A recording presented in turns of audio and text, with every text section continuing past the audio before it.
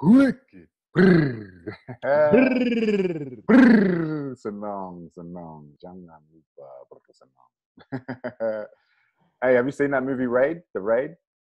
Oh man, The Raid is my jam, man. So you know The what I'm Raid, talking about. You know what I'm the talking about when I say jangan lupa Jangan lupa, bersenang. brrr. That's my jam, man. The Raid, man. The Raid and The Raid 2. Raid 2, yep. And Dread, you seen Dread, the one that the English version? Ooh, Carl Urban, Yeah, Carl Urban. Carl Urban. Ooh. You know what I'm talking about. You have good taste in movies. You know what I'm talking I about. vibe with that. You have good taste in movies. There you go. You know what you're talking about. You just mentioned like 3 of my favorite movies. And Dread 2 is coming out. You know that? They're actually making a second one? Yeah. Man, that makes me excited. With Urban as well. So That makes me excited. I loved it. I mean, I'm not even a fan of Judge Dredd. I'm not like I didn't get into the comic books hectically. mm, But I like that. And I also just like that style of filmmaking, like that just low budget. one set, one, you can't get Yeah. out of it. It's very Tarantino, isn't it? Very man, it's genius because it's like it's minimalist, it's not there's not too much going. I like that. I don't know what it is, but I like stuff that's like that, not too fancy. Like I can get put off by stuff with too much CGI or too much tech. In saying that, Guardians of the Galaxy pretty dope. Pretty dope, man. But like, you know what? As a movie, like I liked it because I was a big fan of the comic. But there you go, pretty dope. But as a movie that I kind of was like, I don't know, is one of those movies where I didn't really like it as much as I think I should have because the comic book was my jam. Avatar was another one, which is crazy CGI, which is pretty good as well. Avatar, but you know what? Avatar, that's a perfect example of like the machines were on point. Like the way they used the tech was on point. And then the way they used the human element was on point. You know what I mean? Simple story. I was just, oh man, got me sounding like a film critic, but you got good taste in movies, man. Yeah, man, fuck around. But I used to be a hustler with the DVDs. So I used to do the DVD things. I used to be Black Sparrow straight up. You were Black Sparrow. I was you. That was me. I used to Captain hustle Black them. Sparrow. I used to hustle them, man. So I had to watch a lot of them, So you get to know what it's good. Oh man. You get to know that anything above like a 6 on IMDb is pretty fucking good, Anything above a 6. I go by what do I go by? Rotten Tomatoes. Yeah. You used to hustle DVDs, so how would you do it? Did you have them just in the trunk of your car and just drive around? Pretty much in the jacket, just shoot. Yeah. You had them in the jacket? Straight Nigerian style. What? Straight Nigerian? Did you sling everywhere? Did you just like, you'd be out at a pub and just be like, hey. I used to have pub clients. The big one is industrial estate thing. So, I've been there. And that actually, that door-to-door, face-to-face marketing kind of thing is like, it served me well, man. Served me well. What? What? Any movie, I've watched a shitload of movies because of it too. Do you still watch a lot of movies? Don't give myself that much time these days. When I was living in Tassie, I used to take myself on a date at least once a week to see a new movie, just to because I was heavy in study mode. So it was study, it was work, and then I was like, all right, time to just chill, and I'll just take myself to the movie. I'm big on that, just going to the movies by yourself, because I'm the kind of person. I'll be talking at the movie, yelling at it, throwing shit at it. Like, don't go. That's how you know you're like 110,000% African. Seriously, that's my mom. Which movie did I go to? I went to a movie 2 months ago with my mom. We're in the cinema. She was like legit. My mom hadn't been to a movie in like 3 years. 55-year-old woman. Grown-ass woman, like yelling in the cinema at the screen. I'm like, yo, just hold on, because the other people are now gonna look this way. No, don't go in there. Don't go in there. Like, the hell you doing, you stupid ass? I'm throwing popcorn at it. Yeah, that kind of shit. Of course she's white. Of course it's a white woman doing some stupid shit. Of course. And then imagine what it's like when we used to have movie nights. And my mom, her brother, that's my uncle, her other brother, my auntie, and then just all the kids. We'd just be sitting there, just literally just talking all through the movie. The funniest one though, like I know I'm bringing race and stuff into this. People are going to be thinking I'm racist out here, but it's some things are facts, right? Like I was in the cinema the other day. I thought I was bad. I'll be texting in the movie. I'll leave my screen on bright. Fuck it. Like yeah, you know what I mean? Like I switch my phone off. I don't switch my phone off because I'm like, oh, it's gonna ring. I'm like, I switch my phone off because I'll be sitting in the movie texting someone like, this motherfucker doing stupid shit. It's about to walk in. It's about to go walk this back guy, to the house alone. This guy got me, man. This guy literally, the movie's half an hour in. Motherfucker's phone rings. It's an Indian guy, definitely subcontinental. Yeah, he's talking on the fucking phone, conversation, the movie, conversation. like, was it one of those quiet ones or one of those? You know when it was like a thriller. It was like a thriller. It was it was a suspense thriller. You know. So oh yeah. I can't remember. I think it was what was the movie? It was what do I call it? It was Split. You know that movie Split? Good Which movie. Ones? Oh yeah. The very good James movie. McAvoy. What's his name? Not McAvoy. What's exactly. That is his name. Yeah, that's exactly his name. Yeah. Very he's talking him through the movie. He's having a conversation with his wife or his homeboy, like in fucking Hindi, dude. Yeah. No, he's about to make he got the final personality now. Yeah, no. No, it's definitely crazy. Oh, he's eating the chick. Yeah. Word. James McAvoy, this is opus, that one, I think. That was a good. Do you know what's crazy about James McAvoy? That someone pointed out to me that I didn't know. Did you ever watch The Chronicles of Narnia? Yeah, I read it. I don't know if I watched it. There was a movie for The Chronicles of Narnia that came out. And it was The Lion, the Witch, and the Wardrobe. And do you remember Mr. Tumnus? Yeah, of course. The little satyr guy. James McAvoy plays that little satyr guy. Is that the little cloven hooved? Yeah, that little cloven hooved motherfucker running around, Mr. Tumnus. He's Mr. Tumnus. I was like, what? He totally is. What? He came with Mr. Tumnus to Professor X. Like, I remember watching that movie and be like, man, how do you get picked to play Mr. Tumnus though? How do you get picked to get cloven hoof? Hey, you cast for that shit, right? Oh man, they must have seen him in a stage play back in high school or something. Oh yeah, it's crazy. I just find it, that's what I find crazy about actors though, like how these cats can portray. I think that's for me. He goes from playing like probably one of the most a character that represents some kind of innocence in a movie, some level of it, some kind of naivete, and also even just meekness. Because Mr. Tumnus is like, he's the satyr. He's the guy that lives in a little house. He's like totally scared of the what's her name, the ice queen. Is he? He goes and plays the dude in Split. He reminds me of Dobby as well. Yeah, with the big ears. Yeah. And that's like he was in that role, and then he goes and plays someone completely different, and it's like he's shifted. Do you know what I mean? Like that's what I find. They must have different brains, like structures, for sure.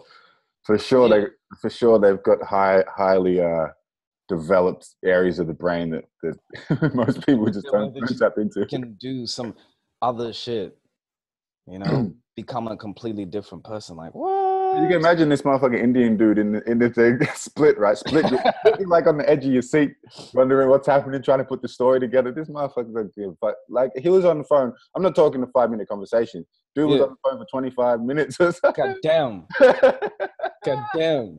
He didn't give a fuck. He really didn't care. He was living his life. That's a man that's living his life. Zero chill. This dude was like, fuck's given. He had nothing. He was broke as fuck. This dude had empty pockets when it came to fucks. Yeah, when it came to fucks. Nah, zero fucks to give. So what have you been up to? Today? What have you been up to in general? You've been writing, what have you been doing? Oh man, I was in the studio till 5:15 yesterday with Biz. In the AM? In the AM. Doing the AM thing. So what are you guys working on? My next album. Talk to us about the journey, because I don't know much about how you got into it all and how all that started, so. Oh yeah. Guess okay, the journey of me. So I mean, like everyone else, I used to think when it came to rapping, I just used to think it was dope. I used to like listening. At some point, I think I just connected with it. Like rapping, it's the image. It's also the actual use of it's just. Because where did you get into it? Where were you when you first started getting into it? So it was when I was back. So I grew up in, I don't know if you know this, but I grew up in Botswana. And it was back in high school. And I remember so my first experience with rap was actually, I didn't think it was cool. It was my cousins used to listen to NWA and they got to Snoop Dogg. I remember one of my cousins when I must have been like, he was 13, so I must have been about 8. He got the Doggy Style mixtape, the Snoop Dogg one. And I was, yeah. Oh, yeah. You know the one. Snoop Dogg. And that was back heavily, that was heavily Bootsy. Yeah, that was all Bootsy. That was that G-Funk, P-Funk. Yeah. G-Funk, the era of gangster rap. And I couldn't really mess with it because I didn't grow up in a place that had that kind of vibe anywhere. It was unrelatable, right? It was unrelatable, but it was still dope. Like it was still undeniably dope, right? It's like undeniably dope. But it was also scary because it had a lot of swearing in it. And my cousin had the tape and used to have to play it in his room or listen to it with his friends outside the house. They would huddle around with a little stereo outside the house whenever his friends would come over. And what was the vibes like around that? Was it a hell no, like to swearing and stuff? Yeah, like nah. Like, get it out of here! Stop that! Zero tolerance. Like turn that shit off. You know. Turn that fucking shit off. Turn that fucking shit off. You know what I mean? So I was scared of it because every time, because of how scared my cousins were, listened to it a few times. It didn't appeal to me. The swearing was scary. Like, oh, they're saying shit 5 times in 30 seconds. And then later started listening to it and had the same experience. Like probably 4 years later, caught my first album, which is the Exhibit album. I don't even remember that song, X. Rearrange the whole game with the underground. Yeah. I know that. I saw that video on MTV. It blew my mind. And I had the cornrows as well. So I was like, I know this motherfucker. I can relate. I'm Exhibit. You know what I mean? I'm Exhibit. And then started listening to Exhibit. And just that's a classic rap album. That's like probably an underrated album for me. Because I think about how fresh and how much variety there was. He had like, I think he had 6 or 7 features on that album. He had Ras Kass, he had Defari, the guys from the Alcoholics. He had the Dog Pound. Did he have Dog Pound? No, he didn't have Dog Pound. He had Snoop Dogg. Eric Sermon. I think he had Eric. Did he have Eric Sermon on that one? Yeah. Dr. Dre, Battle Cat, Rockweiler. This is yeah. So that's KRS-One. He had KRS-One. That's right. Nate Dogg. He had Nate Dogg. He had Eminem. He even put on there, young Eminem. Don't Approach Me, the younger Eminem. He had like DJ Quick. He had DJ Free. He just had like so many. It was so many characters. You know what I mean? The cats that they weren't dope rappers. They were characters. The Alcoholic, that at the licks. Yeah. Call it what you want. Wanna call it? I'm a fucking alcoholic. Big tune. That was crazy. That was big album, man. And I had to hide that shit because my mom was like, "You gotta listen to that." And my cousin snitched on me, man. The one that you didn't snitch on. No. My cousin that was my age, that was like me, but didn't end up didn't have the going up to rebel and be like, nah, it's fine. I listen to music with whatever I want in it. We went to the store to buy it. And you know how it has that little thing at the bottom in the corner that says parental advisory? Mm. That was some crazy, like when I was getting my mom to buy that, I showed it to her. I put my thumb over the cover of it and stood next to her like, look, I want this album. This is good. She sees this dude with this blue background standing in front of a Cadillac with the cornrows. She doesn't know. She has no idea, what she's looking at. She's like, oh, it's just another nice man, obviously does some kind of blues music or some shit, whatever she used to listen to. My mom loved jazz. She was like, this must be some kind of new age acid jazz. And I got my thumb sitting over the parental advisory sticker. Because if she sees that, then she's like, nah, no way. Sweating bullets. Hoping that she'll fork over the cash instead of taking it off me to go and pay. She hands me some cash. I go and pay. I'm listening to it. We're at home. My cousin. This is like at an HMV or something? Like, what was the store? What was the store? It was back home, so it was in Durban at probably what a store that's the equivalent of JB Hi-Fi. Right. Here, and that was the first album I ever owned. Restless, right? Restless, yeah. My cousin heard it, and he took the Walkman straight off me on my Discman. He took it straight off me, and was like walking around the house, and I thought nothing of it. Next minute, I know I'm walking in the living room because we're at my uncle's house because we were staying at my uncle's place. My mom's got the thing on her head. Shit. And she's got the Discman in her hand. Man, I'm telling you, I know how it feels to have a heart attack, man. Like that was the end, man. What was that like? Was that a few hours in, or was that days in, or? I specifically remember that the song I was listening to was, I think it was that Don't Approach Me track, because I had been bumping that thing. I would bump it end to end. I would start it on the first track and I would go right to the last track. I would go all like, so I remember I must have been on Don't Approach Me. And she was listening and she just, I don't know if she didn't understand what was going on. And she was like, and she just gave him back the headphones. And that was like relief for me.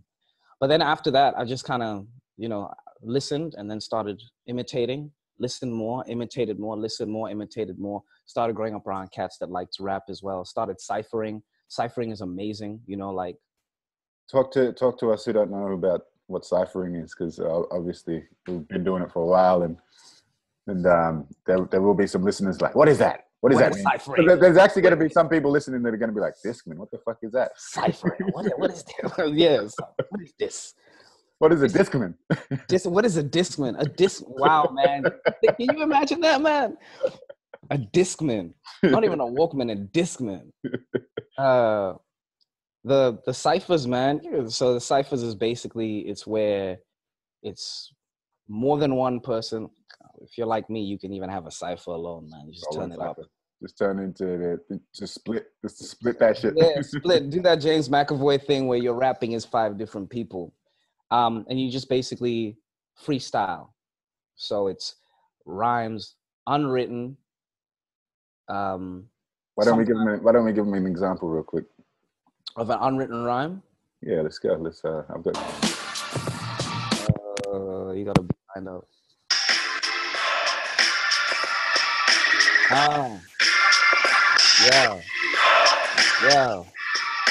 Yeah. Hey, yo, Predacon, Metatron, T-Rex shit. Metatron's cube inside of my iron jaw grip. Yo, this is how we do it. It remains legit. And now to infinity is how we spit. Ooh, different one. Sorry about that. Ooh, you got some dark beats, man. Yo. All right, give me a topic. Topic is going to be split. Split? Personalities. Yo. Walk around like 5 different people. One of them's good, some of them are evil. Feel like Evel Knievel, riding up on my motorcycle, running over people. Sometimes benevolent, sometimes malevolent. Sometimes I find like, what is the essence of real life? I'm trying to redefine it. I'm split. Personalities going different ways, a fifth to each way. Brain power expanded. Man, that lifestyle's taxing, demanding, kind of like the market is. I watch it go up and down while the stock keeps ticking, bitch. Keep it off my tip. This is how we keep rolling when we keep it split. Infinite strength inside of the void. This is how we go. This is that black soul noise. Unknowns that we traverse in space. This is how we roll every single time we in the place. Freestyles written or unwritten, unscripted, off the top of the dome. If something feels like it's missing, it's kind of like it's improvised. Something like.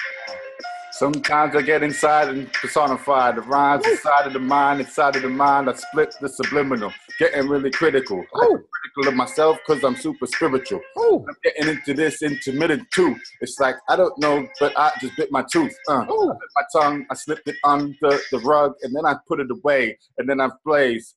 Every day I just get into a haze, get inside my mind frame change. And then we flow, but I have to toy. I'm like the child that doesn't have a toy. Nah, split my personalities like McAvoy. It's how we do. Tennis too with Dennis the Menace true. It's how we do. You call me Federer, but nah, I'm fed up of federal officers coming back. I'm off of the top of the dome, and that's how I split it like a gnome. And then I go home and just put down the microphone, turn the beat off so we can the zone, get in the flow zone. Oh. Oh. Can I say, I thought that because you were now not dropping the mixtapes, if you said to me you could still rap, I would have said no. I would have said no. Because I agreed with you before. I would have said you can't feel like that. I would have said it. I'm not even gonna lie. I would have checked you on it and been like, nah, man, don't go there, man. If this was a cypher and there were like 10 other dudes and you walked in, it'd be all love. It'd be like, yo, what's up, my guy? What's up, my guy? It'd be like, yo, bro, we've been doing this, bro. Don't worry. Stay in the flow zone, Zulu. You come up and James McAvoy that shit just like that. Bars, man. Bars. That's how we do it. So there's an example, guys. Cypher. That's a 2-man cypher right there. 2-man cypher. Totally improvised rhymes off the top of the dome. That's you have to sink deep into the flow zone. And we're talking about actors with that kind of part of the brain that is well developed. There's the freestylers and the people who are improvising like that, even if it's improvised acting or improvised lyricism, there's parts of the brain that are highly developed there. That's like, I don't know how long you've been doing it, but I've been doing it for about 20 years. So, it's like that shit is developed. That explains why you got so much mileage on it. I've been doing it for 7 years now. 20 years, man. Do you know what that is? That's I actually read a study. It's the frontal lobe.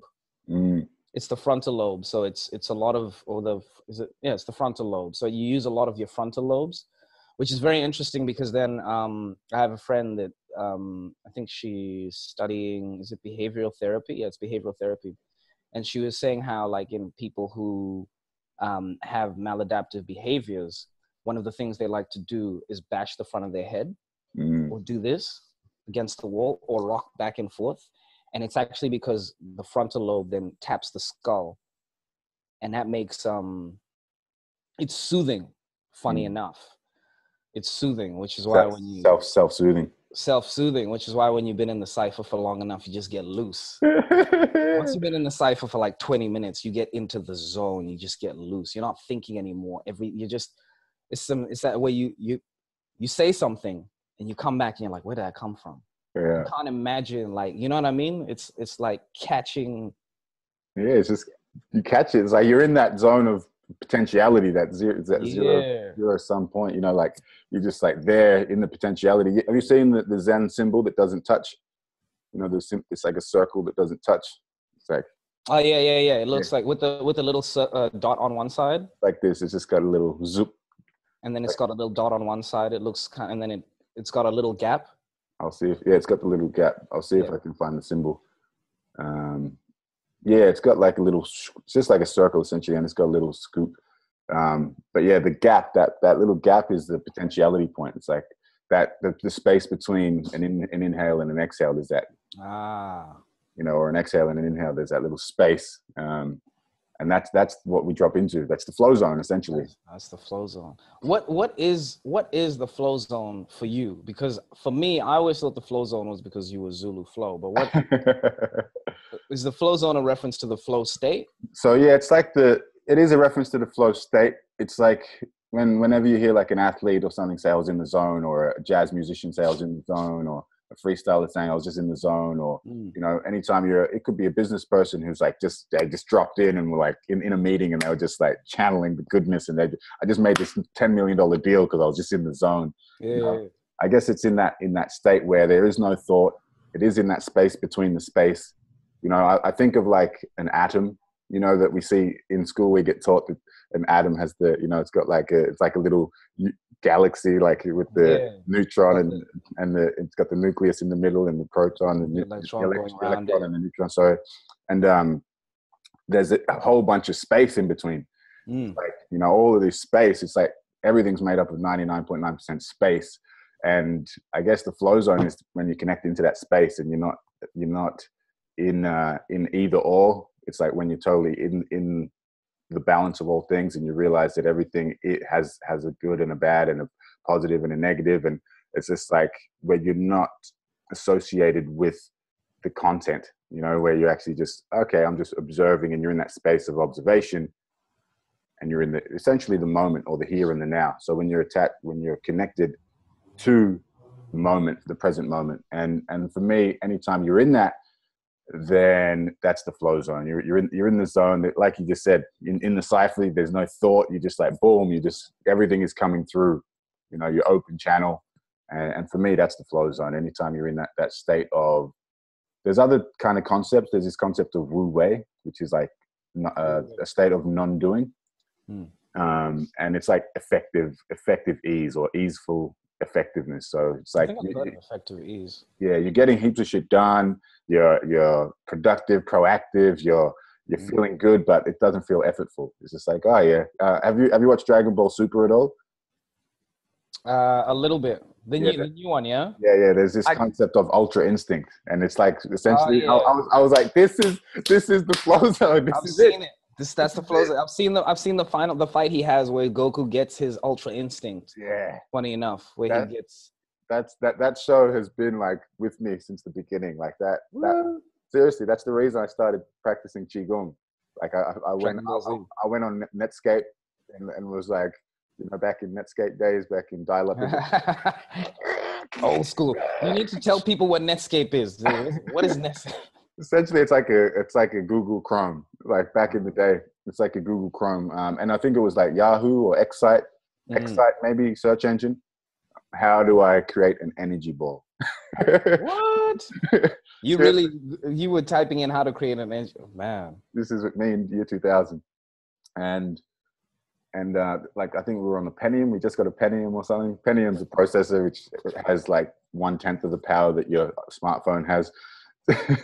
Science, man. You're dropping the science, man. You're talking about relics. Motherfuckers don't know you're talking about ancient artifacts right now. You know what I mean? These are ancient artifacts. You gotta go find this shit. You gotta go big. And a website came up, like Marshall Key website, which is like a key. They call it Qigong, which is Japanese version of Qi. And in Dragon Ball they talk about Qi as well. Yeah. And that's how it all begun, man. And that's been with me. And then recently Dragon Ball Super. So that was me practicing deep horse dance, drawing energy from the earth, cultivating energy, shooting it out of my palms, trying to move each other with 1-inch punches, like doing all this stuff. Me and my best mate Dan, who's rest in peace, that's my boy. 2010 jumped under a train, killed me. But that from there, and then to come now full circle, I'm teaching Qigong. I'm deep in the flow zone, deep in the mindfulness movement, and that has been with me the whole time. Dragon Ball Super, Ultra Instinct. I'm like, this is exactly it's what I'm talking about. This shit I've been on. Toriyama's just like he's like, I got you guys. I'm talking about some shit here. I'm talking about who's Tori who? Toriyama. He's the creator of Dragon Ball, the whole Dragon Ball thing. 1986, I think it was. The Dragon Ball first came out. All right. So his 30-year thing. Shit's as old as me. Toriyama, damn man. I watched Dragon Ball Z heavily. Yeah. I didn't watch too much Dragon Ball, and then with Super, I never have time to watch, so I flick through.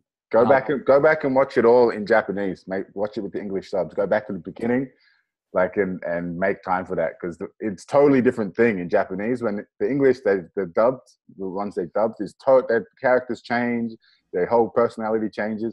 You put it in Japanese, like Goku's a badass, bro. Put it in Japanese. I don't watch anything that's anime in English, man. Yeah. I was just having this conversation. I just showed my lady One Punch Man the other day.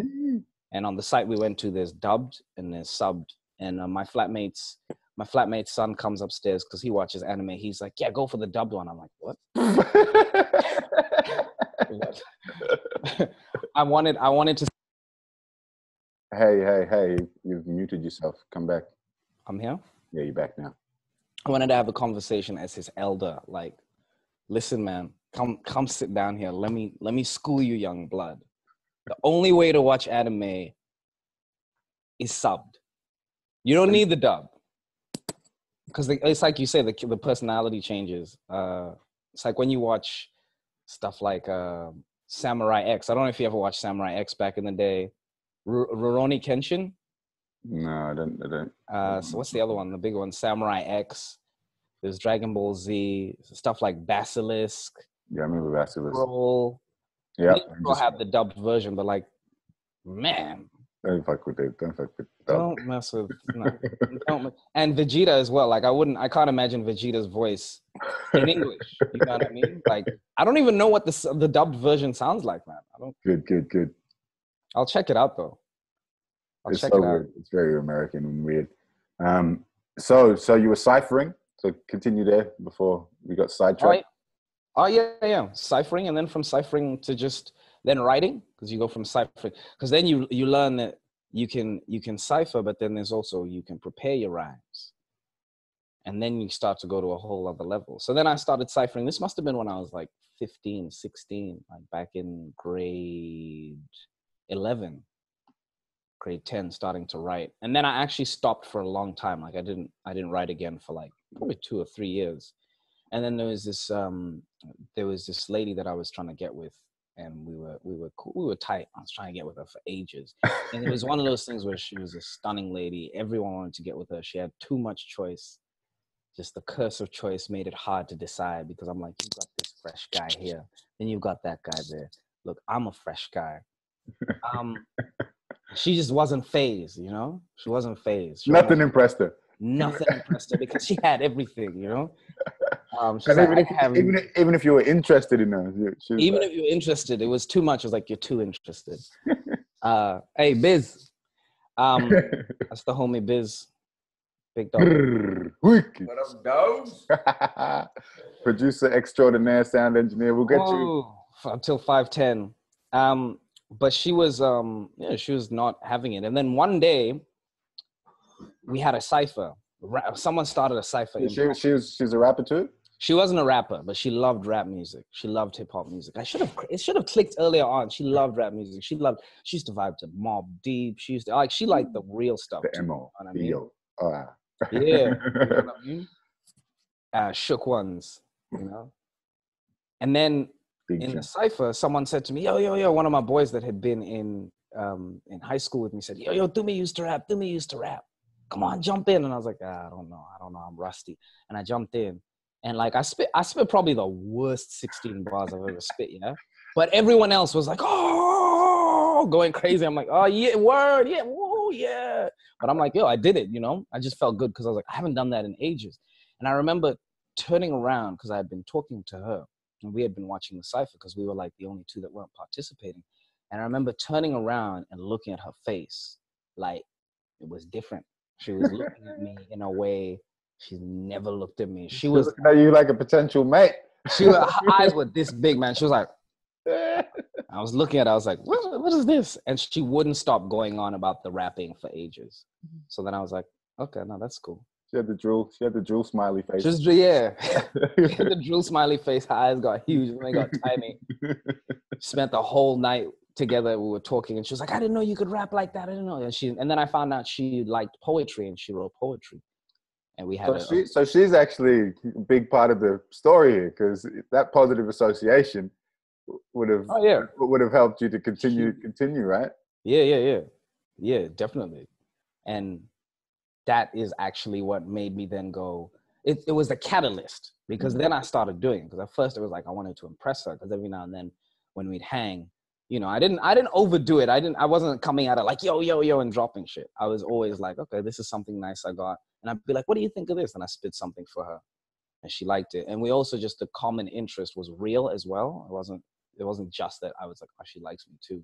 We ended up dating, but I was still writing, and we would send each other poems, which is pretty cool. Would you be like this is handwritten shit back then, or Nokia 5110? Oh, Nokia 3310, Baba. 3310 thing. 3310 things, man. Snake. Yeah. In between games of Snake, when you had the ringtones that you could make yourself. Polyphonic thing. The polyphonic thing. Not even polyphonic, monophonic. Monophonic it was, yeah. 3310, 3330. The big brick. A slightly smaller brick, but it was pretty. That was the polyphonic thing. That had the little... The thing on the side that looked like an indicator light. Yeah, 3330. Real thing. Polyphonic. Relics, man. Relics. You have to go to the museum to see this. Ancient artifacts. But that was it. So you'll be poeming on that, huh? 3210. 3310. Was it 250 character limit per message. 160 or 160? 160. I just know there was a limit.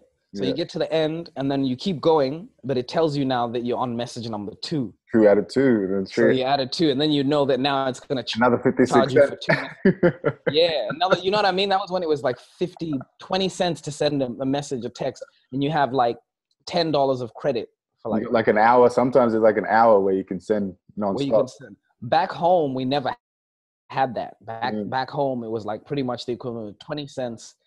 Credit was expensive.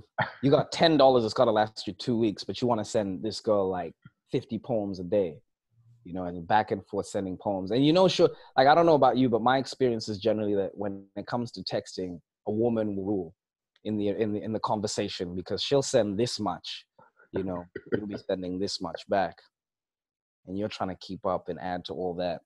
But that was back and forth, and then I just realized I liked it. So even when we weren't dating anymore, I still enjoyed just the rapping. And it takes you places as well, because then you meet people with the common interest. Like I met you at Slamma Lamma Ding Dong. Yeah. You know what I mean? And I remember I was like, yo, I vibe with this homie, because you were the feature that night. You did something really different, because I was used to seeing poets come out and be poets. I was even used to seeing rappers come out and be rappers, but you came and you had a spiritual twist on it. Which I always thought was dope, because at some point I stopped relating to gangster rap or even some forms of rap. I'm not gonna say conscious, because I don't think that's what it is. I just think it's a different expression, as opposed to an expression of just the surroundings, an expression of the potential, an expression of like, you know, the potential to be better, to make things better, the beautiful things as opposed to the beautifully dangerous things, you know. I guess it's the growing up thing as well. Like, you know, I guess I was growing up with Spearhead, Michael Franti. I was growing up with Arrested Development. I was growing up with, I lived with, you know, Gil Scott-Heron is my mum's ex-partner. So this is, you know, living with him, he taught me how to write raps, essentially write like lyrics. And it's exactly what you said. Like, he's like, well, just when you're writing, don't try to write. If you're thinking you're not doing it right, he's like, just sort of listen, and then the words, and wait for the words, and then catch them, and then let them come through and put them on the paper, and that's how you do it. And if your pen stops, it means you're thinking again. So just stop thinking, wait for the next bit to come, and then grab it, and that's how I learned how to write. So the influence is coming through, and then obviously, you know, the Qigong and the Dragon Ball kind of stuff, and then all the mindfulness and the you know, the exploration of consciousness, which I did a lot of psychonautic adventures back in my youth. You took us on a psychonautic trip, sort of, because we did at the beginning of your set, you did a meditation, but it was I don't know what it's called, but it's a meditation where you start off just centering yourself, and then you just imagine yourself going up, up, up, up, up. And you did that, and I was like, and then you started rapping. I'm like, what? This isn't gangster. What is this? He's not talking about smoking weed. You know, he's not talking about how much money he gets, which is a stereotype, but it's actually a very real stereotype, because or how good he is. Or how good he is, you know what I mean? He's not braggadocio. He's got the confidence, but he's talking about something else, which for me was different, because that's less rare. That's more common now. But if you look back, that was 2013, 14. That was 2014. You look back at 2014, it looked very different, man, on the scene. It's a short space of time, but now cats can express themselves that way. So it's very rare to see someone who could express themselves that way, because you didn't take the influence from outside of the content generally, which is people in specific, like African-American hip hop. You didn't take the content along with the technique. You took the technique and then added your own content, which is what I think. I mean, as an artist, that's what you do. So who are some of the people that influenced you coming up, other than, you know, your exhibits and your Mobb Deep? You were mentioning, like, what about around you as well? You said you hung with people who were around you, who were into it. Who were you ciphering with? Were there people like, oh, this motherfucker's dope, I got to get around him? Or there was some, when I was in grade 11, towards the end of grade 10, there was this group back home called the Uncanny Sessmen, which was a play on Uncanny X-Men. And they, like, They were just the cats that smoked a lot of weed, so they were uncanny specimen. But they were fresh, like they were underground rappers. Like back in the day, not even back in the day, even now. Actually, no, probably back then more so, 2003, when to be lyrical probably made you more underground, like super lyrical. Like you listen to it and you're like, what? Like it blows your mind. The wordplay, the metaphors, you know, like the delivery. Cats were experimental. That's what I feel like. That level is more experimental with what people do. And we were always, and they were seniors at school. So they were in grade 12. We were in grade 11 / the end of grade 10. And they were always a year above. The older kids, more confidence, had been rapping longer. And me and my mates, we listened to underground rap, and they rapped like the guys we listened to. You know, like I was listening to Cannabis, a little bit of. You ever heard Cannabis? Yeah, the back and forth between the Cannabis and Cannabis. That's iconic underground hip hop. Thurston Howells, another cat, just the most random but just amazingly lyrical shit. You big on Project Blow at all? What's Project Flow? Project Blow. That was like AC Alone. No, I never listened to AC Alone. I think you should check these guys out, man. These guys will blow your mind. Yeah, very. I think even what's his face was Supernatural might have been part of that as well. Yeah, Supernatural. Yeah, that would have been dope. Like, see, that's another one. AC Alone, didn't listen to him, but one of my friends loved AC Alone, loved Cannabis, and he would bring, like, it was back when you couldn't get 20 MP3s on your tiny device. You get one song, man. You know, like you download the one song you could download and bring it along. You listen to it over and over again. Abstract Rude, Freestyle Fellowship, Micah 9. What? This types of people. Yeah, this Project Blow was like it's a label that was based out of LA. It's like they had a hip hop function. I think 94, and they were like they had all the elements too. So they were spray painting. They were b-boying, they were DJing, scratching, had the freestyle thing, and that was like Project Blow. Check those guys out if you like that underground stuff. Yeah, definitely check out Project Blow. Real rap man thing, eh? Real rap man thing. So in terms of where was that? Where were you in grade 10 and all that? Like what part I was in Botswana. Cool. And were there local peeps doing it? Were those guys in the 12th grade, were they doing shows and stuff? Or no, because the market for that isn't really that big back home. Live performance is still rooted in traditional stuff and also traditional music forms. So if you say like you're a rapper, yeah, you might rap for your friends, and you might even rap on a hip hop station. There's a hip hop station that played a lot of rap. A hip hop station that played a lot of rap. But you wouldn't really be out there like, yeah, I'm doing a show. Like, you know, the blues musicians, guys who had been playing music for like 20 years, they were doing shows, and they were still, you know, because the market, they were still getting into spaces where that was happening. And still a little bit even now back home, because the entertainment industry isn't that great. Like my home country is like population just over 2 million or just under 3 million, which is not that big. So everything is compressed. Everything's on a smaller scale. That's like quarter, like third of the size of Melbourne. Third of the size of Melbourne. Yeah, you know what I mean? But the local cats that we saw, that's what blew my mind, because the cats from the states that you saw, you can't really relate to them, but you like it. The local cats, those are the guys you can relate to, and those are the guys. The uncanny specimen, I think. Are they rapping in English or? They rap in English, but they also mix it up. So they'll rap in, we called it Motswako, which is like a mix. So you rap in English, and then you switch to Setswana, you go back and forth. You're like switching. Yes. You got any raps written in that? I haven't because my Setswana is really formal. So you have to be really good at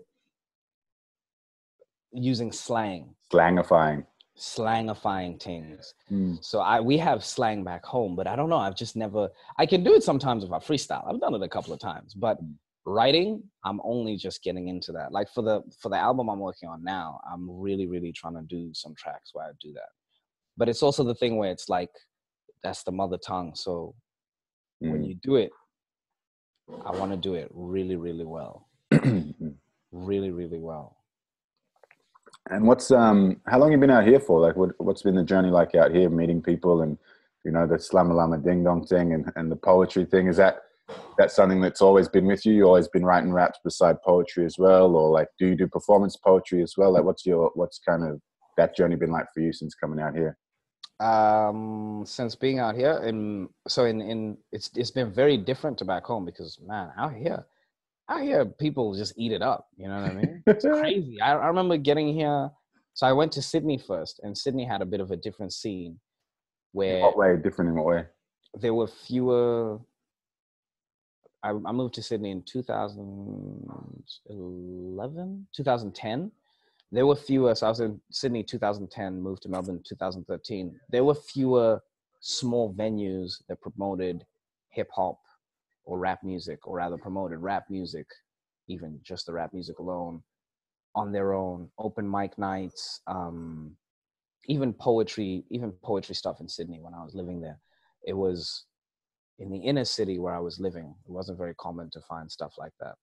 So it's very different, but it was still bigger than it was back home because I could go on, I started off on Gumtree trying to find beats and find producers. I was on that Gumtree hustle. I was picking up Beat Magazine and looking for cats, like looking in the tiny hip hop section. Like, I got to find someone that's got their shit out here, email them and get them to trying to put in some work, I'm trying to lay some shit down.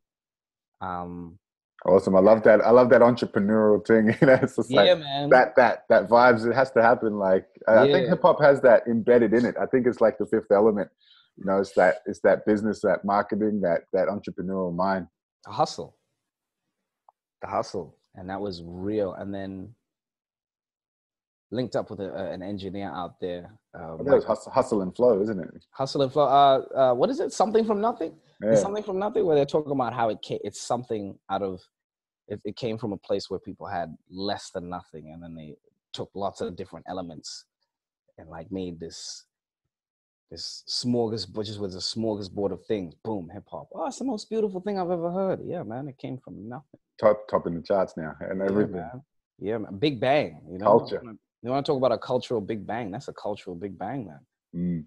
Almost came from nowhere. So in Sydney, it was that there wasn't that much going on. So like, what was that kind of part of the reason for relocating, or? Yeah. It was there wasn't much going on. I visited Melbourne once, and it was completely different.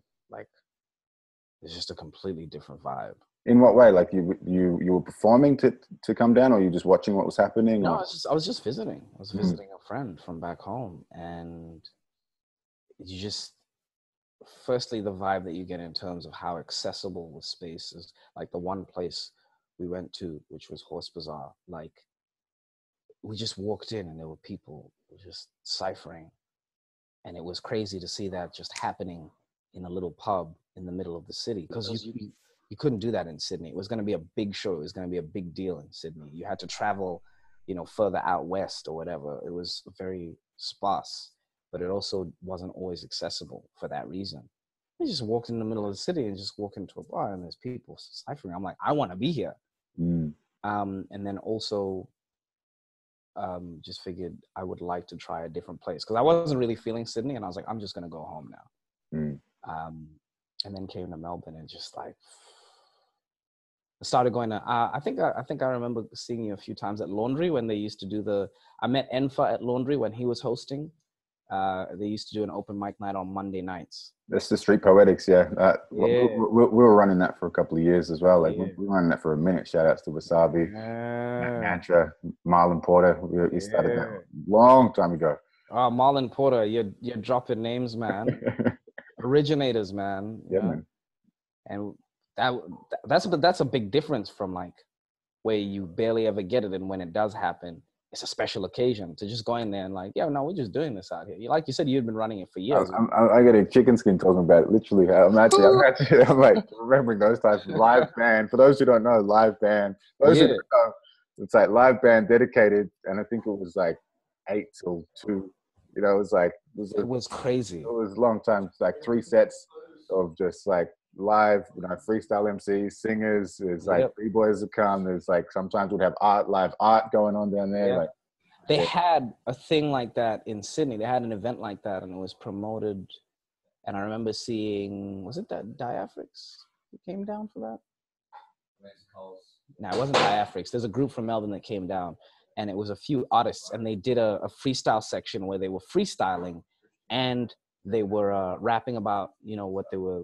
So they were freestyling and they were rapping about what an artist was drawing as well. The sketch the rhyme. Yeah. So they had the sketch the rhyme guys come out, and that was a big thing. Like it was like $50 a ticket. It was $35 a ticket. That was a big thing. Like it was like, oh man, like, you know, it was a big night. Free Poetics was never more than $10 or something, wasn't it? It was always really it was never ever more than $10. It was I remember I used to have my $10 and then I had $5. Yeah. If I have a beer, you know, go in there and spit. But it was crazy because it was like, what the hell, man? Like I went from a place where it was non-existent to a place where it was just all over the place. And then another big one, to drop another name, is Morganics, bringing it back to the Elements at Horse Bazaar Wednesday nights every fortnight, where he did the thing where he had, I don't know if you ever went to that, where he'd put two MCs, no, he'd put an MC, a singer, and a dancer together, give them a topic, and give them 3 minutes to do the story. And I think he had the 4 elements. Or did he have 3 elements? I don't know if he went with all 4 elements, but then he had an earth team, a fire team. No, he had an earth team, a fire team, and a water team. He had 3 elements, I think. And then it would be 3 each as well. And each one would perform, and then they'd get rated at the end. So it was almost like theater sports plus rap. Because you'd have the dancer dancing, you know, twisting their clothes up to make it like a costume. I remember this dude that was a dancer twerking because one of the topics was Miley Cyrus. You know what I mean? And that used to pop off. Sorry about that. I thought everyone was out. Oh, good. We're back. So tell us about the twerking. Yeah, this dude twerking on stage as Miley Cyrus. He was pretending to be Miley Cyrus. So that was just different, you know? It was different. Shout outs to Morganics. This is big things as well. Like, this is a big part of the flow zone as well. It's just being in that state, you know, and this is a big catalyst, and it's of something that will bring about the flow zone, you know, is being in spaces like that where you're forced to step over that comfort zone, you know. It's like you said when you jumped into that cypher, that girl was there, you spit the worst 16 of your life. I remember the first time I went to spit, I choked, no words would come out of my mouth, you know what I mean? And even like singing, if I'm singing on stage, I can sing like a motherfucker when no one's watching. If you put me on stage, it's just something different. The nerves come up. So it's like, that's the flow zone. Put yourself in those states where just beyond the comfort zone, and you're scared, the heart's thumping, the cortisol is running, the adrenaline is running, you know, it's just leaning over that edge. So I think that is an exciting thing. And you said you moved from, you know, you're going to go home, you're going from Sydney to this new place to really feel more of that, you know. It's super powerful stuff. So speaking of the flow zone, what kind of stuff gets you, or what kind of things do you do to get into the space, man? Well, the one thing that I do every day is Qigong, you know. It's dropping into that space of Wu Wei and this idea of Sung, which is relax or let go. So for me, that's the one thing that does it for me. It's like everyday thing. It's like that.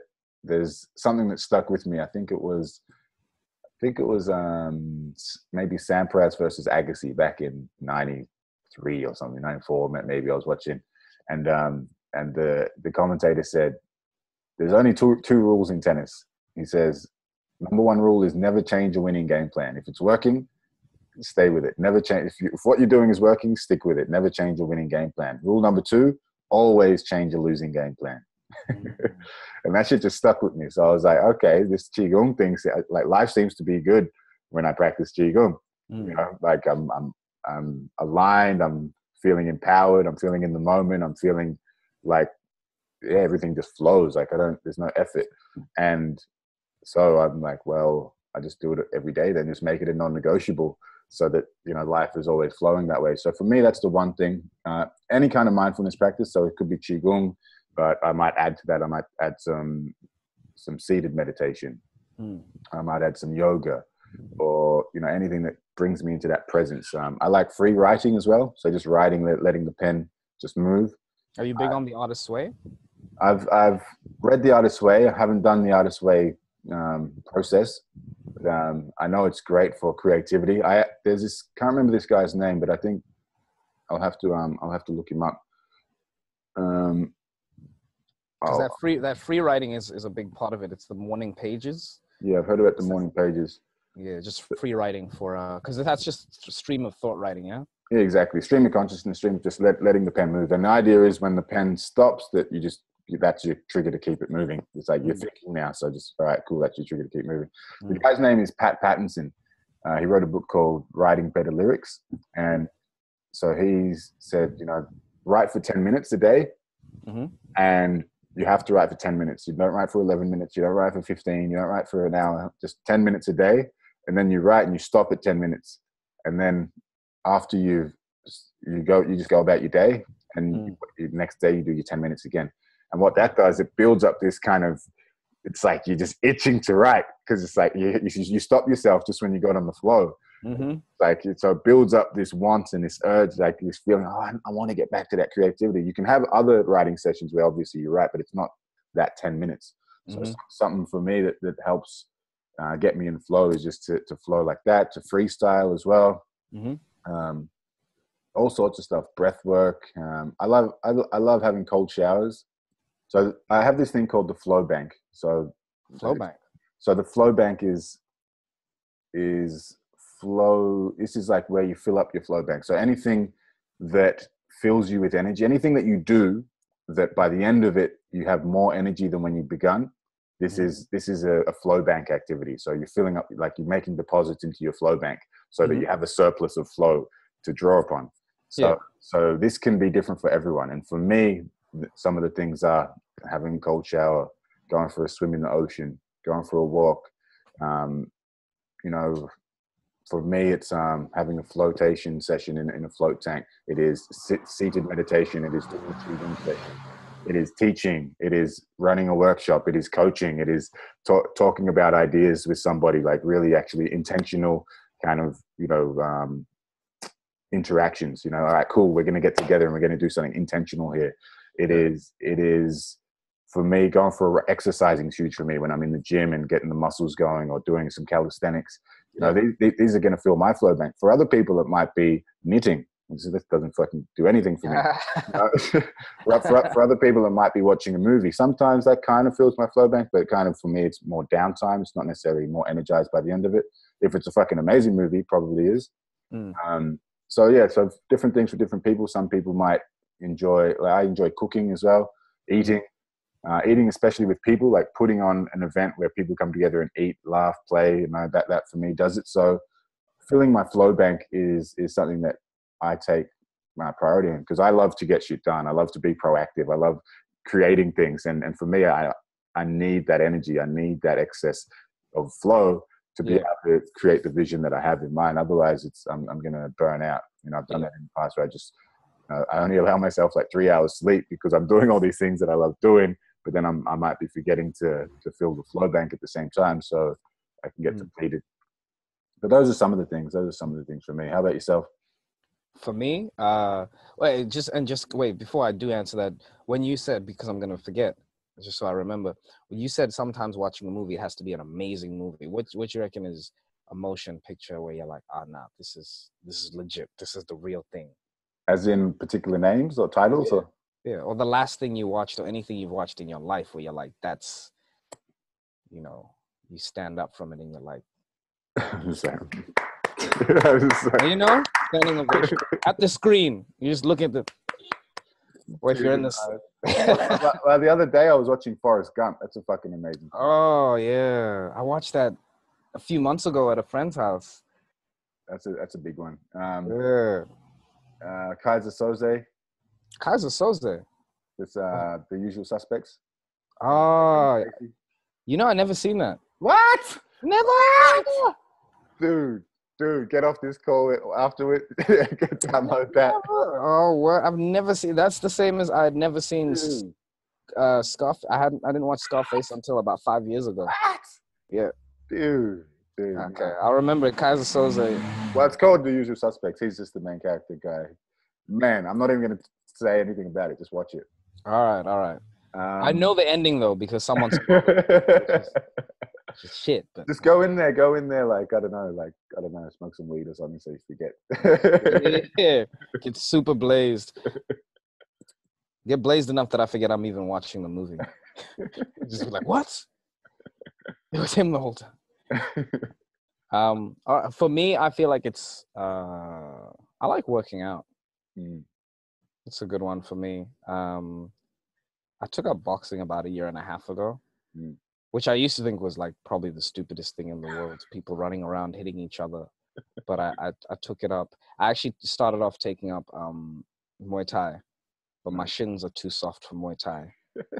My shins. Them African shins. Oh, I got them African legs, man. You know, up top I'm good, but got them African legs, man. They're good for mobility, but not for kicking or getting kicked in. You look at these boxers, you look at even like your Floyd Mayweather, Deontay Wilder, they got these little sticks. They got the skinny little sticks. They're running around. You're like, this guy. Deontay Wilder's just this big ass dude. And his legs is like he's huge, but his legs it's like a fucking Jake.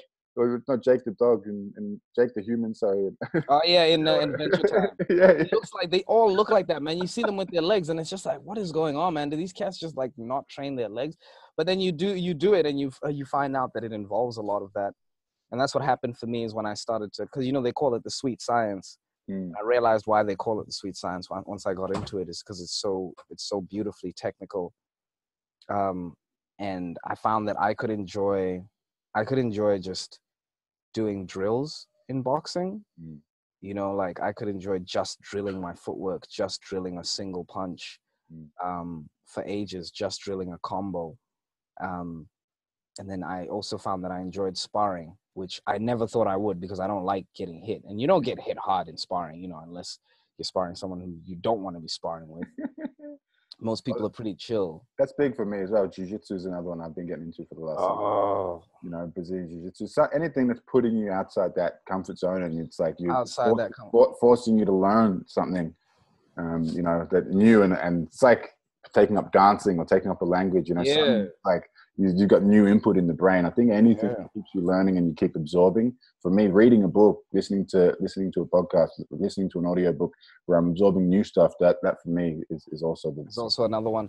That for me, reading as well, because I recently read a book I'd recommend it. It's depending on how much you do read. It's by, what's this cat's name? It's a speed reading book. Tony Bazan? It's not Tony Bazan. It's speed reading. What's his name? I read this book. It's The Yellow Elephant. Speed reading The Yellow Elephant. And it's by, I'll tell you the name in a second. Tansel Ali. No, I haven't heard of him. And basically, Tansel Ali wrote this book where I saw a TED talk by him. That's how it started. And what he did was he joined up to do one of these memory competitions. I think he did a memory like one of those. There's these crazy things they do where people go out there and they'll play games, a series of games. 100 deck of cards and shit. 100 deck of cards and memorizing just huge amounts of information, like unbelievable. And there's people who spend their whole time just making their memory better and better, and then also learning the techniques. And there's no money in this shit. No, well, there's heaps of money, man. Heaps of money. You know what I mean? But there's also just there's no lack of joy in it either. I mean, someone told you can spend all your time learning to remember things better. Like, man. But I read this book, and I also read a couple of other just small blogs about speed reading, and it changed how I read. Because I always found that I was reading and just looking at the characters on the page and just taking it in. He teaches a much more mindful way of doing it, where you actually try to engage all your senses. You try to use your imagination more, so you turn a book into a visual and also feeling piece. You really digest it properly, get the full benefit from it. And also do it with intention. Get the full flavor. Yeah, just sizzle it up, like put the book in a pan, put some cumin on it, just, yeah, you know what I mean? Make it spicy. Make yourself enjoy it before you start to enjoy it. Read little bits and pieces. And that changed the way I read. So reading as well for me puts me in a different state of mind because it makes me engage fully. Freestyling, man. 30 minutes into the cipher, or even just alone, boom, in the zone, not thinking anymore. And then you're not thinking. It's that thing, the pen comes off the page or the pen stops writing, you know you're thinking. Freestyling, you stop and you choke, you know you're now thinking. You stop and go, oh, that was dope, you know you're now thinking. As opposed to the feeling I like to get is the feeling while I'm rapping and I go, whoa, did I just say that? And I don't know where it came from. Yeah. You know what I mean? And then just keeping on through that as well. You do it for half an hour, 45 straight up, like the mind gets so sharp. You're like, all right, cool, I'm warming up now. Now I can see the words that are coming. I can see them. I can see the multis. I can see the syllables, the sounds, and then I can switch it back and like, oh my God, it's so fun. I highly recommend everyone take up just some sort of free flowing, whether it's movement, dance, you know, whether it's speaking, whether it's something where you just in the moment dropping into the, like, it's just so fun. Just feels you. You could hear the excitement in my voice talking about it. Oh man, you are excited. You're so excited. I already halfway through this was like, I'm probably gonna be twice as productive today. And your energy is leaking through this technology that is sitting on my lap. It's like, which is good because I like talking to and engaging with someone who's actually. I like when you say that you like things that come with intention as well, because it's important. It's important to be free form, and I think there's things that it's important to do with no intention, purely, you know, purely improvised. But it's very important to do those things with intention, man. Yeah, I feel it's the fine line. It's like, I find being super prepared, you know, they have the 7 Ps in the army or the Air Force, the proper prior preparation prevents piss poor performance. And having the full proper, like, you just, every kind of contingency you have in place. If this happens, this is what we're going to do. If that happens, you get so prepared. The mind is so confident going in. You're like, yeah, I can deal with whatever comes at me. And then once you're there, you just throw it in the bin because you're so fucking prepared, and you're like, all right, come full, whatever comes. And it's not necessarily the preparation; it's actually the confidence. It's chasing the fear away, because the fear comes from the uncertainty.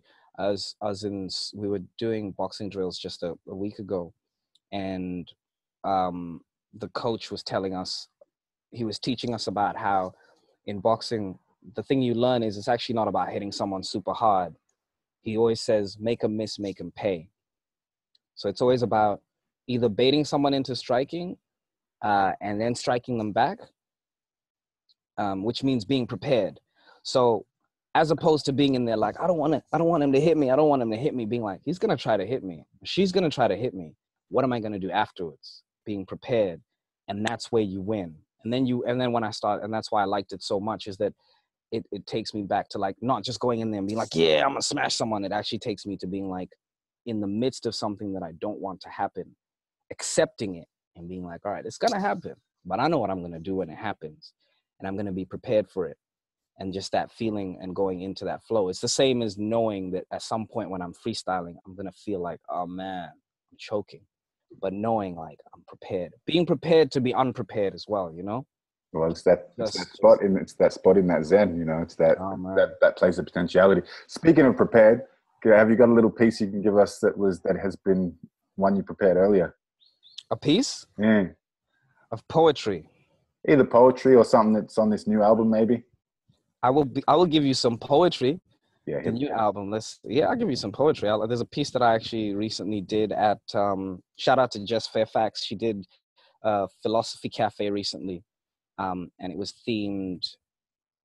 It was about toilet art, and it was based on different quotes from toilet art, just to show that obviously people go up and write stuff, and some of it is absolute nonsense. But it's a crazy space because people go in there, sit down. Can you imagine?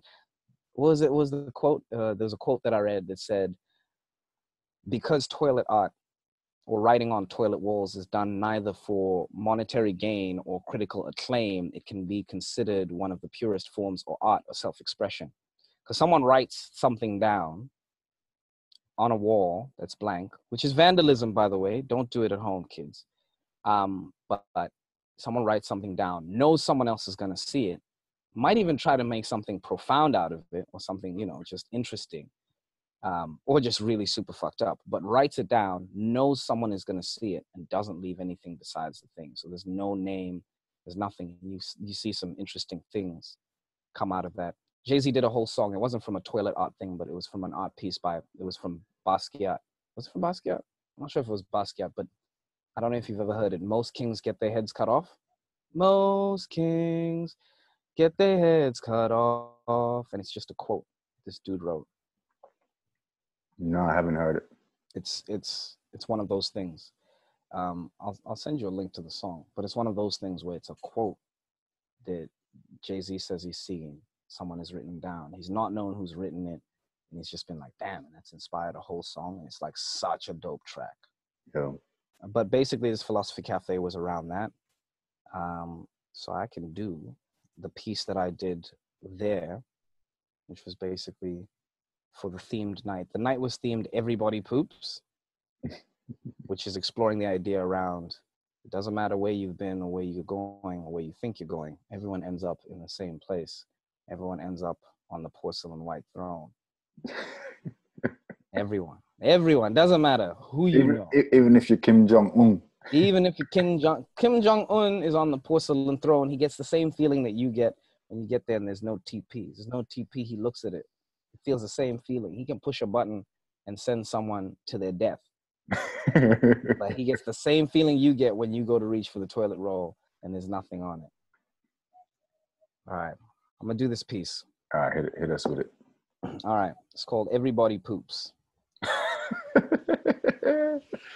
Yo. Mr. P flings chalk with the accuracy of a pot computer killing machine, demonstrating what mass times velocity means, a force that would haunt my 9th grade dreams. With his intros to physics, long before I knew that I would love and loathe physics, classroom passing notes, chalk throw physics, a wake up from daydreams of Snoop Dogg lyrics. 'Cause see, traipsing around school while reciting those rhymes, walking in the bathroom, I'm absent of mind, trying to find myself a cubicle with no one inside. I see a store with the door closed but unoccupied. I pushed the door open, stooped over where he sat. Mr. P squints down at a turd that he shat. Like a weaponized droid forced to function disarmed, he walked to the sink. His demeanor was calm. There he was, so human, rubbing soap in his palms. See, from the chalk white throne to where chalk is thrown, I learned something then that I always had known, because you should know, everybody poops. Hey, yo, my first crush at the tender age of 11, my cousin Eloise going through her adolescence. She'd regale me with tales of her weekend nights when the freaks came out and she danced all night. With her boyfriends and girlfriends. What? She had a boyfriend? That one word was enough to have my world end. But nothing more so was my love's last blow than when I pushed the door open to a light bulb strobe. With her face wrenched tight as she voided her bowels on a midsummer night, she let out a howl. Oh my God, knock, close the door. Don't you know how to knock? Oh my God, get out. You see, roses are red and violets are blue. Thought I understood love, but didn't have me a clue till I'd assume that everybody poops. I used to have a friend at the age of 13, tell it like it is, he was a hero to me. The coolest motherfucker that you ever might meet. He'd sweet talk girls right up off of their feet. The kind of guy all the guys wanted to be. He had one weakness, Indian cuisine. Now, I'm never in a hurry to recount the tale of a muggy afternoon when the curry prevailed over his bowels. Tell the truth, yo, I think it was stale. Said he found it in the fridge. Dude, I think it's stale. Hours after lunch, kicking back after school. He's cracking jokes, I'm acting a fool. Making fun of teachers and mocking the rules. When right then, I can't describe the face that he pulled. There was fear, then urgency, the loss of all thought. And suddenly he's shuffling to the shit house doors. I laugh because he'll make it like all times before, but halfway he halts and suddenly pause. I watch still cackling as he suddenly froze. From the bottom of his pants, runny doo-doo flowed. He pressed on gingerly, but much less pressed. The shame on his face is what I won't forget. You can bring the noise, you can bring the ruckus, but a week-old curry ain't nothing to fuck with. Because enough, kid. Everybody poops. The third verse, though. That's the jam. Wow, so fun. Yeah. Shout out to the homie, though. Shout out to the homie. The inspiration. The inspiration. Didn't know 17 years later I'd be writing something based on the experience of watching one of my heroes do something that is absolutely embarrassing. Is that mostly what you write on, like real life happenings, or do you come up with conceptual stuff, or like what's kind of the vibes that you like to fucks with most? These days I like to write on real shit that happens to me, or real shit that I've actually experienced, because I find it makes it nice for me it makes it like looking back on shit. Like it gives me a way to look back on past experiences and reflect on them differently. It's like a documentation. Yeah, for me.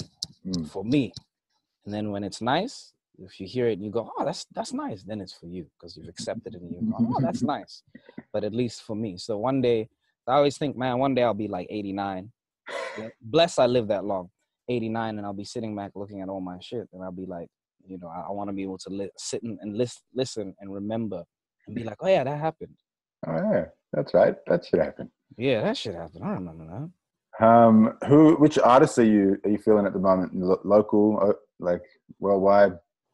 Locally, okay, I'll start with worldwide, because I always believe in starting outside to in. Collapsing like a star, expanding like the universe. What's this guy? Kendrick Lamar. Fresh, too fresh.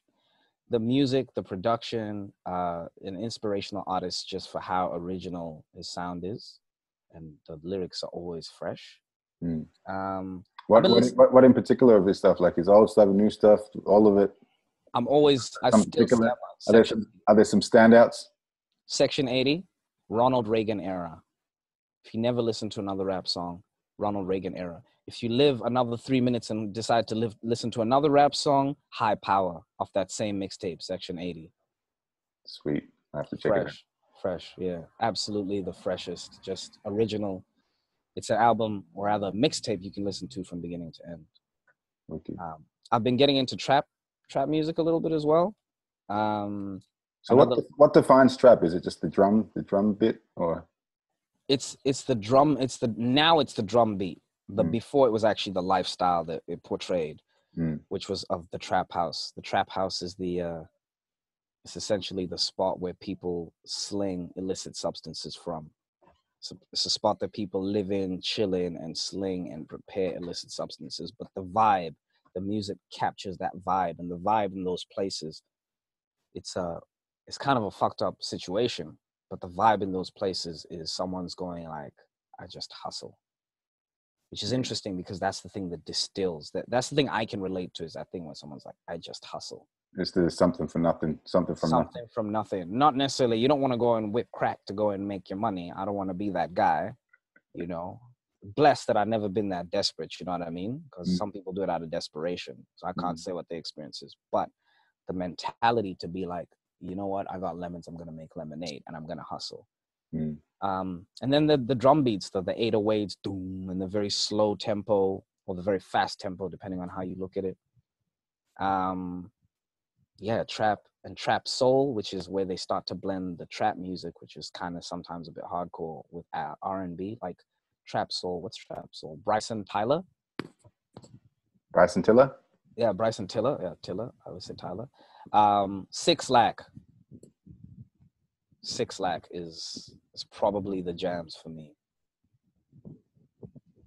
Easily, I'm always gonna be. And then who else is there? 6 Lack, Bryson Tiller. Nipsey Hussle. Not so much trap, but Nipsey Hussle as well. Not the most amazing lyricist to me, but like he's one of those cats that raps really simple, but like you know his story from what he's talking about. You know what I mean? And I like that because it gives you perspective as well.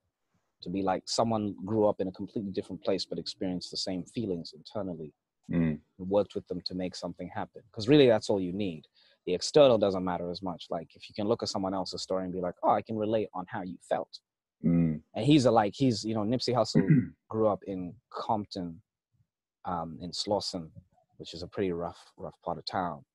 Is that where Kendrick's from also? No, Kendrick's from, I think, Rosecrans or something, but also from Compton. But like, it's just that thing where someone grows up really hard in a place where they don't really get the opportunity to realistically and even vulnerably express how they feel, and to have someone be like expressing. There's a Nipsey Hussle line that goes, I don't stress out, nigga. I don't stress out, nigga. Weight on my shoulders, I don't stress out, nigga.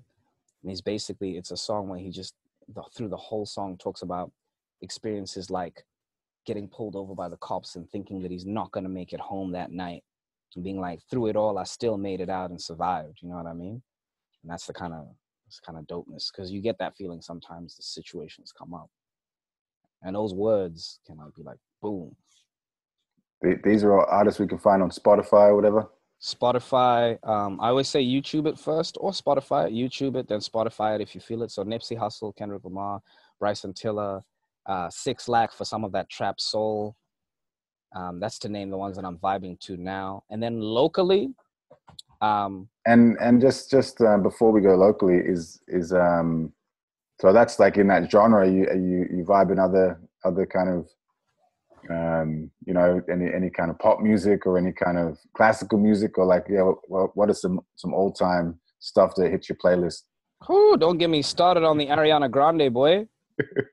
If you want to listen to pop music, bump that Ariana Grande for real. Yeah, I'm for real. I love good pop music too. I'm pop from way back. Yeah. Ariana Grande. I always say that pre-2016, Katy Perry is pretty good. My lady's gotten me into, it's not Ben Harper. She listens to a lot of Ben Harper. What's this guy's name? Not Frankie Lyman. Is it Frankie Lyman? She got me into Frankie Lyman. Because she likes Elvis. She likes the really old school. What is this guy's name that I've recently been listening to? Let me check this out. Recently played on YouTube. But yeah, Frankie Lyman, just to jump back into the old school. If you like to get a bit of a jazz vibe and probably a little bit more underground, if you listen to, I always go back to Alice Coltrane, especially like Journey Through Sachinada. Anything she did with Pharoah Sanders is dope as well. It's a very jazzy vibe. Any world music recommendation? World music? World music, I don't listen to too much world music. I fucks with it. You fucks with it hard? WOMAD. WOMAD, yeah. I've never. Did you go to WOMAD this year? I've never been. I would really love to go there. Yeah, I would love to check it out, because I hear someone was saying to me it's like the best festival at the moment to go to. Of all the festivals, it's the one. There's a ton, and it's the one. Yeah. I think I just got an aversion to Adelaide, to be totally honest. For real? Yeah. What happened? Oh, are you from there? Did you grow up there? No, twice I've been to Adelaide, and twice I've drank the water from the taps, and twice I've gotten really sick from it. So my body has an aversion to it. What? That's crazy. I've been to Adelaide a few times. I've had the water from there. Did you get sick like maybe a bug? Yeah, and both times drinking the tap water. Oh man, that means the energy does the energy of the place mess with you? Because I know some people say that. Yeah, it's kind of weird. Yeah, some people, the energy of places like messes with them. The energy of Adelaide messes with some people. Like, I'm not a big fan of it, but I've heard people say. But I'd like to check out WOMAD. Look, just one day jump in, pack yourself like a couple of tubs. Yeah, I'm gonna pack myself. I'm gonna bring the Kangen water filter. Kangen water, yeah, just bring a crate of water. You don't need anything else. Do it real legit as well. Don't drink anything but water. Go all the way. Just fast it out. Fast. Have a water fast and go to the festival. Crazy. I can't find this guy's name. I'll have to ask her later. All right, ask later. And bring it back to the local now. Who are you feeling local? I've seen some local. Man, I'm spewing about local because I was at a white night a couple of years ago. White night in Melbourne, there's like 1 million people in the city. Yeah. I was in one, and me and my boy Darcy Davis, we set up the busking system with the keys and the beats, and we were ciphering, just me and him, all night from like 7 till like the morning.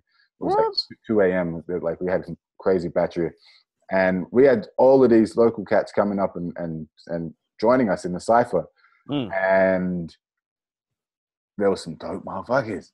There was some dope. I was like, these kids, there were like kids out there who were like, 18, 19, 20, low key. 21. They just come in and just ripped it up. We're like, yo, you welcomed everyone in, you know what I mean? It's just that kind of vibe. Like, all right, you're confident enough to touch the mic. You're not too drunk or whatever. Cool, come.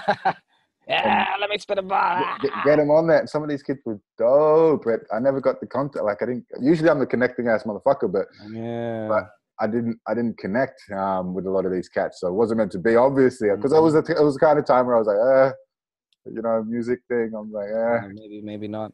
Yeah. And they crawl out of the woodwork, man. Every now and then, you'll see motherfuckers just crawl out of the woodwork. You'd be like, you didn't even know we're on this planet. You know what I mean? What the fuck is this? Is dope. This is world class thing.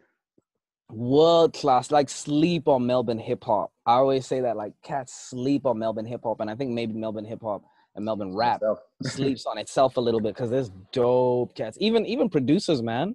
Woo! Don't get me started. Oh, man. Drop some names for us real quick. Local producers, you got guys like Bonners. Shout out to my man Bonners. Doing his thing very, very sly on the YouTube. It's Bonnaz. It's like very chill hop. Very chill hop. Young cat out of Q that's like absolutely killing it. And then Pataphysics is my favorite. I'm going to talk about the guys that I was with. So Scomes launched his, who's a producer out of Footscray, launched his Mind Loops 2 project. Was it on Wednesday? I think he launched it on Wednesday was the launch. But that's the vinyl tape, right? He launched the vinyl, that's right. And Second Thought. Shout out to Second Thought. Ooh, Second Thought, yeah. You can't forget Second Thought, Scomes, Pataphysics. The homie, the Afro man, Wallace C. Woo. Wallace C. Our homeboy Kazo Oslo. Oh, man. Can't sleep on that. Oh, man. Kazo. Oh, man. You know, local cats. Who else was out there that night? Alicia Joy as a musician, also, especially seeing her do a thing. Woo. 3070? Solo. 3070? Woo. 3070 almost killed me, man. They melted me. I walked in, I was like, what is this dankness that's playing? It's at the Workers Club the first time I saw them. Who else was Armin Payne, obviously? Yeah. Armin Payne. The Royalty Noise. Man-Made Mountain. Billy Hoyle in the section. All those crew, man. It's like, man. Juzzy. Locally. Dustin. Oh, my God. And that's the tip of the iceberg, huh? Those are cats that are like, you know, you can see them and you go look for them. The other cats, like, if you shake up the tree a little bit, it's like, what? You can go out and meet 10 cats you don't cipher with or have never rapped with, have never heard, and just like, the essence is like, what? That's what they do out at the Horse Bazaar, especially when you jump in the ciphers on open mic nights. Do they do producer thing down there, like beat battle or beat just jams and stuff? They do a beat battle every now and then at Horse Bazaar, but they do Beat Lab every Thursday night, which is fresh, because that's where also on the Wednesdays they got the Can I Kick It? Man, it's so fresh that happens. On the Wednesdays they've got Can I Kick It, where the rappers come out, and that's where they'll crawl out of the woodworks. The cats you've never seen. You'll meet cats, you're like, you're the greatest rapper alive, but I never met you. The producers come out at Beat Lab, which is then on Thursday night. So it's like Double Dragon, middle of the week. Boom, dope beats, dope rhymes. I'd like to see a day when they actually bring that together. That could be interesting. When they bring. And then I can't remember where it was at Horse Bazaar, but I can't remember what day it was. But there was the ciphers, the B-boys as well. So that was like the Thursday or the Friday. Oh, what? Yeah. About that one. That was like the popping and locking and the funky fresh. Ooh, I could get down with that. Yeah. I could get down with that. I'll be in there. Mr. Pop. Man, this is like I want to put this episode of the podcast out to like Melbourne City, like tourism or something like. Yeah, man. It's like for sure, bigging up Melbourne as a spot to be. If you're into this kind of vibes, if you're into a live happening, and the cool thing about Melbourne is that anything rock music, you're jazz music, you're into art, you're into street art, you're into antique collection, you're like anything. There's flowers, gardening, like there's so many sport, you know. So many things, man. There's so many opportunities, and that's what I mean when I always say, like, sometimes I feel, obviously, as you can feel, like I could be doing more, I should be doing more. That's how much opportunity there is, but also how many people there are that do it. And I do get, I can feel a little bit discouraged about it, but I always look at it and go, if I were back home, I would not have had half the opportunities or been blessed to meet as many people as I have. I've met people who have literally, like, they've reignited the flame, man. Like, you go out and see someone, you'd be like, I never want to rap again. You go and see someone, you're like, I'm rapping. You're in the middle of their set. You're trying to freestyle. I've seen cats, you go out and you see cats out there. It's the middle of a show and you see someone cover their mouth, but you can see them underneath. The head is bobbing, the hands are moving. You're like, I know what you're doing. I'm guilty as charged, but that's me. I know what you're doing. You know what I mean? You're in there. Pay attention, man. Nah. In the zone, coming up with the lyrics on the spot. If you give motherfuckers a pen and pad, they should hand out pens and pads at some of these gigs. Like cats just write their albums in the middle of someone else. I'm on the voice memo. Many a voice memo at a gig, bro. Many. Voice memos and the intermittent freestyles, but it's so much. As artistically, there's just so much happening. This bubbling under that people just get to also enjoy, and it's not there's no exclusivity to it. So it's accessible as well, which is fresh, because that can happen sometimes when there's a lot going on and people are locking it down. A lot of stuff becomes exclusive, but the artistic community out here, for the things that I've done anyway, is very open. Like, people are like, yo, come and cypher with us. Someone will be like, let's hear what you've got. Let's see what you've got. This is what I've got. How many times I've been in a cat's house like, yo, I make beats. Check it out. Check out the production. The who you working with on your thing? Is it Royalty Noise? Who's on the new thing coming up? Some names that you're sprinkling that with. At the moment, I've worked exclusively with the homie Bizzo, sound engineer extraordinaire. There's a track that I've done so far where I had Jay Waters, another dope local MC, straight out of Gippsland. Straight out of Gippsland. Tiger Snakes and hella baked. That dude's got bars, bro. And then he whips out his bass and he starts playing in the street. Oh, man. Band and shit. Jay Waters has too many bars. Jay Waters is that cat where you're like 16 bars, Jay, 32 bars later. Jay is still going. But he's going. Like, he's not just like, he's going. Every bar is single. Jay Waters, but so far that's him. I'm trying to get I'm trying to get Bonners Bonners, I see you. I'm trying to get Bonners on there with a beat, because his production. Where's he at? Where's he at? I know his address. I've been to his house. I'm coming for you, motherfucker. I know his address. I'm coming for him. Pataphysics. I was just talking to Pat the other day. I'd love to get some production off Pataphysics. Love to get production off him. Wicked. That's it. We're putting it out there. Do you have a release date? You got a party happening for that? My release date? I'm not going to say a release date, but I am going to say a release time, which is... A release season? A release season is spring this year. Spring Southern Hemisphere? Spring Southern Hemisphere, so I'm thinking September. Yeah, wicked. My year ends and begins in September. Keep it flowing. Yeah. Perfect. And yeah, man, it's exciting stuff. I think this is just the beginning. I've got so much we can talk about. I want to go deeper in on, but we can save it for next time. I'm sure there'll be a next time. Word. And yeah, I guess just to leave the people with, is there anything else that wants to come through? Is there some bars that want to come through? Is there some, just if you just open up to the flow zone, open up to the moment right now and just feel what wants to come through? Yeah, what wants to come through right now? What wants to come through? Wants to come through is to any of the people that are listening, is to always say the same thing I always say. some people are like big on gratitude and stuff, and some people say to be grateful for what you have. But I always say to anyone that I meet here that's never been outside of Melbourne or outside of Australia, it doesn't matter what you are. It doesn't matter what your hustle is. It doesn't matter. I don't care if you knit. I don't care if you make pancakes. I don't care if you make sandwiches.